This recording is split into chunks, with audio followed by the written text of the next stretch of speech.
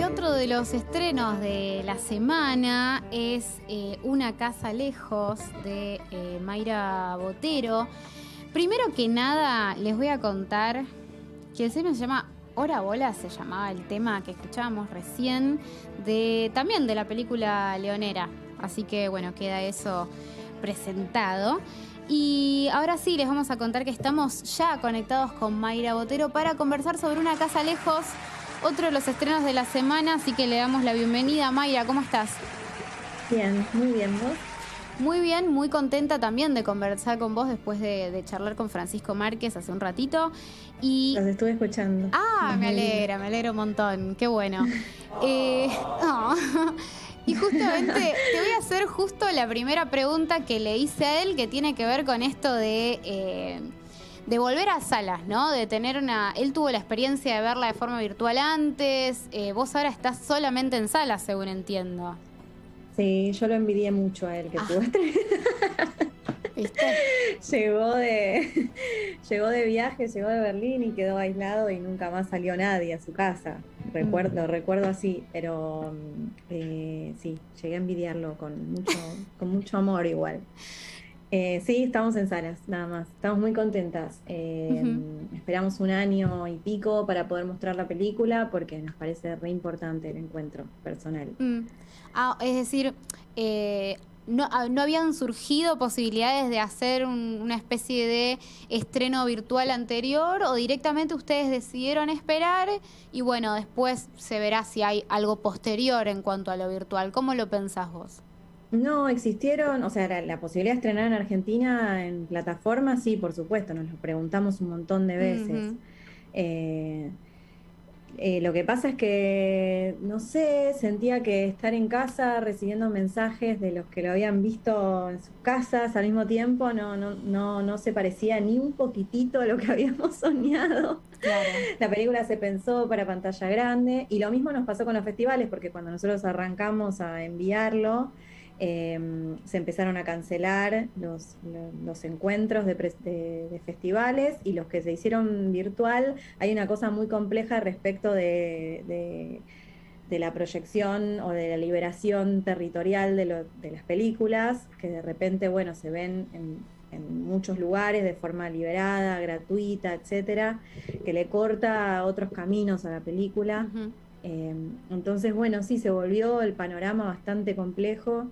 Y creo que lo mejor que pudimos hacer es tenerla guardada acá en una cajita preciosa, y ahora que hubo oportunidad, de cabeza mandarnos a las salas antes de que ojalá no pase, pero tengamos que volver a cuidarnos todavía más. Sí, está por verse.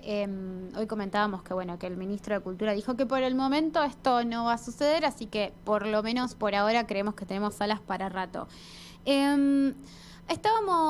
Hace unos días hablábamos en Hielo, que es otro programa acá de cine de la radio, sobre esta película, y justamente me interesa saber cómo te surge el tema de esta película. A mí me interesa mucho porque amplía bastante el repertorio temático de las películas que vemos acá en general, ¿no? Hablar de una mujer que se está por retirar, que tiene su padre mayor, que hay como un conflicto de intereses ahí entre lo que es cuidar y lo que es entrometerse.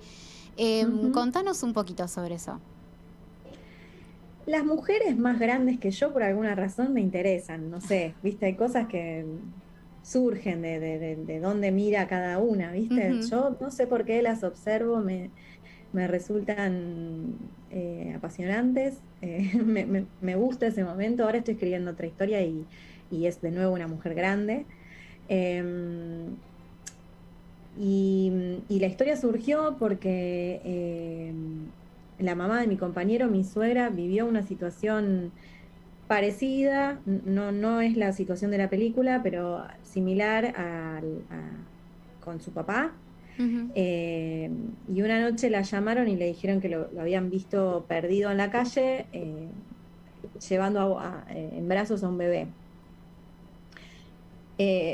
Pasaban muchas cosas en ese momento en la vida de Adriana, de mi suegra, pero esa imagen, ese momento concreto, para mí fue muy significativo. No sé, me parecía que era propio de una película, que guardaba mucho sentido, que que dos cuerpos frágiles perdidos en la ciudad, habrían muchas preguntas, habría mucha emoción. Y bueno, y a partir de eso me dediqué a ponerle una historia de completa ficción, ¿no? Porque tampoco eh, podía retratar la verdad de lo que estaba pasando, ni fui, o sea, fui testigo, pero tampoco parte. Entonces, bueno, me armé mi propia aventura ahí con La Casa Lejos, digamos, Y, eso que pasó. y el trabajo, cuando uno habla de algo de lo que no, como dijiste vos recién, como no fuiste parte, ¿cómo lo imaginaste y lo trabajaste? ¿Lo ibas charlando? ¿Cómo fue eso? No, yo a ella no le conté que había escrito la historia Se está hasta que enterando. estábamos. No, no, no, hasta que sí, se enteró ayer en el estreno. No, no, hasta que no estuvimos por grabar, porque Ah, me daba mucho pudor o miedo a que me dijera que no. mm, Esa es la verdad. Pero además porque realmente la película es muy distinta a claro. su historia. Entonces, bueno, me daba, no sé, también miedo por ahí, ¿no? Ujú. Quiero sacar que no haga más ruido esto. Ahí está. Em, no me acuerdo que me habías preguntado por qué me interrumpieron con el Que sonido. cómo, que, digamos, cómo te lo fuiste imaginando, y más ahora si encima decís que Ah, no lo fuiste charlando con ella en particular, me interesa porque las no, situaciones me parecían súper reales y, sí. y el encadenamiento de las escenas me parecía súper interesante. ¿Y de dónde las sacó? No, son inventos, pero creo que porque conocía a los personajes. Esos otros Mm, personajes que a Graciela, el personaje de Graciela, el personaje de Sabrina, también estuvieron basados en personas que yo conocí y que me ujú. dejaron impregnada alguna emoción o algún sentimiento particular, me significaban metáfora de algo esas personas. Entonces me las reuní, digamos, las uní, las forcé en conocerse y ser parte de una misma historia. Un poco en esta pregunta y lo que escuchaba que hablaban con Fran, yo creo que cuando conoces un poco el sentimiento que querés transmitir o de qué querés hablar o qué querés contar, conoces el recorrido o lo tenés como una sensación, como una intuición.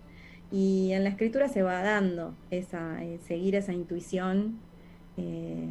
Cuando eso se vuelve como medio natural, los personajes te hablan, te dicen, te explican, te guían, eh, porque tienen que suceder emociones primero, ¿viste? Como las ideas llegan mucho después que la emoción. Entonces, por ejemplo, esa impresión que a mí me había dado que me cuenten de un abuelo y con un bebé que no le pertenece, que no es su nieto perdido, con esa emoción es con la que yo escribí toda la película, no Mm. solamente la secuencia en donde finalmente después retratamos eso. Eh, Todas esas preguntas o esas emociones que para mí transmitía esa imagen son las que quería que transmita toda la película, en general, ¿no? Ese miedo, esas ganas de protegerlos, esas ganas de cuidarlos, de saber qué les pasa, de ayudarlo a Rodo a encontrar la mamadera de la bebé, no Mm. sé, todo eso que me desesperaba de esa imagen es lo que está presente en todas las secuencias y en todas las escenas y por eso creo que parece fluido, no sé. Hay algo que a mí me había llamado mucho la atención, que es que eh, yo siento, voy a tratar de ser lo más clara posible, siento que en el comienzo de la película uno la conoce a ella y su objetivo, ¿no? Como esto de sus planes de después de retirarse, y que después de Ujú, alguna manera el otro, todo lo otro que va sucediendo se va comiendo eso, esa parte de ella. Y que de alguna ujú. manera después la película cambia y se trata sobre ese otro conflicto, y que de alguna manera eso que le pasaba a ella quedó como casi subtrama, como decir, cómo de repente esto me lo imaginaba como vida real, como diciendo, cómo algo así te puede comer de verdad la vida, y de alguna manera se lo come también en la trama de la película. ¿Vos cómo lo ves? No sé si fui clara. Sí, te entiendo. No sé si lo percibiste como un problema de la película No, o no, no. simplemente como algo que pasa. ¿Qué pasa? Sí, como me parecía interesante que de alguna Sí, manera algo que le suceda a ella como persona o como personaje es algo que sucede también en la película. Me parecía que era como que estaba en concordancia. Se va transformando o va encontrando otro objetivo. Empieza deseando y buscando ese deseo, y en esa búsqueda, como todos los personajes de películas o de historias clásicas, en ese camino y en esa búsqueda lo que va encontrando es lo que necesita. Y eso que necesitaba y eso que deseaba y eso que necesita se va transformando en lo mismo, aunque no tiene nada que ver del punto de partida, o todo que ver, porque ella lo que quería es un nuevo proyecto, en definitiva. Claro. Y se contagia, o por lo menos yo creo que se contagia del proyecto de su padre, o de esa necesidad imperiosa por prestar ayuda, por entregarse a cuidar y proteger a quien lo necesita, digamos. Le cambia completamente el proyecto, pero no es un duelo para ella, porque eso nuevo que descubre la llena de fantasía también. Y me parece que siempre que en la vida se nos presenta una nueva inquietud o un nuevo deseo, llega así, llega como de la mano de otro o de otra, que te lo hace ver, que te lo presenta, que te lo muestra, porque no hacemos nada nunca solos o solas, ¿viste? Todo es vincular. Y también es vincular lo que deseamos y los objetivos, los proyectos. Casi ningún proyecto es solitario, y es difícil que funcione o que llegue a puerto si es solitario, ¿no? Otra de las cosas que me parecían muy interesantes de cómo está contada la película es esto de que tenemos el punto de vista de ella, y que de alguna manera hay momentos en los que se necesita correr hacia no cambia el punto de vista, eso me parece interesante, pero sí empezamos a ver un poco más de lo que pasa alrededor. Entonces eso me parecía muy interesante, como no terminamos nunca de estar en el punto de vista del padre realmente, pero sí empezamos a corrernos en ese espacio en el que ella, de quien es el punto de vista, no está en escena. Eso también me llamaba la atención, y quería saber cómo lo habían escrito o articulado. Mira, yo, viste, es lo primero que hago de ficción, que escribo y que dirijo. No tenía experiencia, no dirigí ni siquiera un cortometraje. Y una cosa que me pasaba cuando le mostraba el guión a alguien que por ahí tenía más recorrido profesional, es que me decían, bueno, no, pero esta discusión se tiene que quedar afuera, ¿no? Como cuando Graciela quiere entrar a la casa de su papá por la fuerza y no lo logra, la cámara se tiene que quedar afuera porque el punto de vista es de ella. Yo no entendía por qué eso tenía que pasar. ¿Por qué no podía poner la cámara adentro, no? Como, no sé, hay como hay a veces reglas que por ahí está bueno desoírlas si te dan ganas, como si hay algo de la intuición que te dice que también está bueno ver adentro, porque en definitiva esas decisiones van haciendo también al proceso, a la transformación de la historia, porque Graciela tiene que en algún momento dejar de percibirse sola o de sentirse sola o de estarlo, y ser parte de ese conjunto de esos cuatro, incluida la bebé, digamos, ¿no? Como de esos cuatro, irse formando familia. Entonces, ver todas las partes me servía, como yo no entendía por qué nos teníamos que quedar afuera. En definitiva, como que son decisiones que me parece que en algún momento de la historia están bien, y en otros se van transformando porque es lo natural de la historia, que los tres terminen juntos o terminen comprendiéndose, o por lo menos se vean, porque hasta el momento de la película que estoy narrando, donde, bueno, Graciela quiere entrar a la casa del papá y él le cambió la cerradura, nunca Graciela y el personaje Sabrina, que es la chica que vive en la calle, irrumpe en la vida de su papá y por lo tanto también en la vida de Graciela, nunca se habían visto todavía en la película, ¿no? Entonces, bueno, nada, todo eso. Cuento un poco el argumento, porque si no creo que estamos hablando, ¿no? Como de nombres propios que los que escuchan no entienden nada, pienso. Sí, no, está perfecto. Esto dijiste algo clave, que es tu primera película. ¿Cómo fue un poco? Porque a mí me parece que es una gran primera película para mí. ¿Cómo fue? Sí, de ficción. A veces me retan, ¿viste? Cuando digo primera película me retan porque antes hicimos un documental. Ah, Y, pero, ¿viste? Bueno, es muy diferente, es muy distinto. Y además claro. me habían ayudado mucho en el documental, la verdad. Ahora también recibí mucha ayuda. No, o sea, digo, no solo de los roles que cada técnico, cada profesional imprime en el trabajo de una película, que obvio, claro, sino que siento que todos me ayudaron todavía más, ¿no? Ujú. Hicieron todos, el elenco y los compañeros. Em, pero sí, fue una experiencia re linda y muy soñada. Yo creo que lo que me pasa, como yo trabajo en producción o desde siempre me formé trabajando en producción, es que pude ser testigo de, de muchas directoras y muchos directores, los vi trabajar. Y, y tomé mucho de lo que vi, digamos. Claro. Eh, me pude copiar o imitar actitudes que me gustaban, que me gustaron y también negarme cosas que no me habían gustado también, ¿por qué no? Hmm. Pero básicamente creo que lo pude hacer porque recibí mucho acompañamiento y de personas muy cercanas, porque la gran mayoría del equipo técnico eran mis mejores amigos además, ¿no? O con las personas con las que trabajo todos los días. Entonces, bueno, era sencillo el diálogo, ¿no?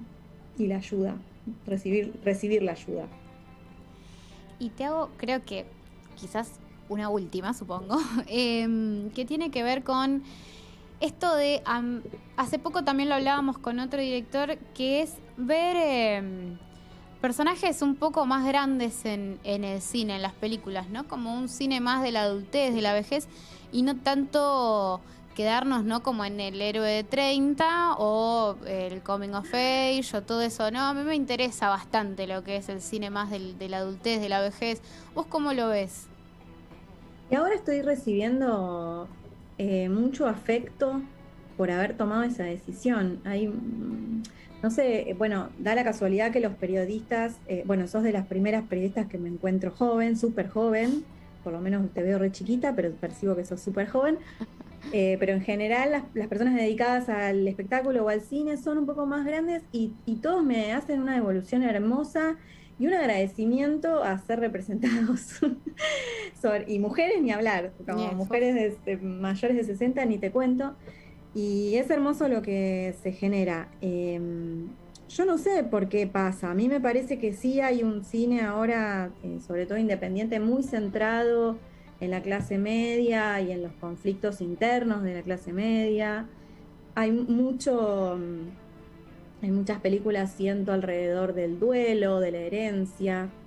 No sé analizar por qué, qué sé yo, si es tarea de críticos o de teóricos, calculo hacer ahí una lectura de por qué el retrato siempre ronda por ahí. Yo no tuve una decisión consciente de, bueno, quiero hablar de esto porque se habla poco o claro. porque son personajes que no están tan representados en nuestro cine. Me surgió la historia y me dio muchas ganas de contarla. Y da la casualidad que las películas que a mí me gustan, como Una historia sencilla, como, no sé, Estación Central, son películas que tienen personajes grandes viviendo una épica, pero chiquitita, sencilla, bueno, historias mínimas también, no sé, son como las películas que a mí me han hecho feliz, digamos, de Argentina o Latinoamérica. Eh,